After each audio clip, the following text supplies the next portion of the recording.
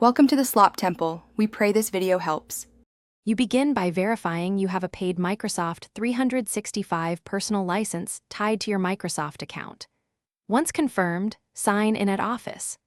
And choose Install Office. This starts the download.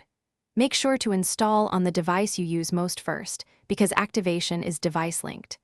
While installing, open OneDrive and sign in with the same account so files sync immediately. This avoids version conflicts later and sets a single source of truth for your documents and photos. Once installed, open Word, Excel, and PowerPoint and sign in to activate features like auto-save and premium templates. Then configure OneDrive, choose which folders to sync and enable files on demand to save space. Make sure auto-save is toggled on so every change goes to the cloud automatically. This prevents lost work.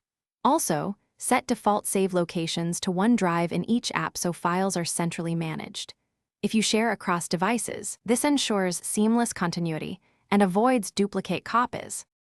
To finish, open your Microsoft account portal to review storage usage, billing, and family sharing options so everyone can use the single license properly.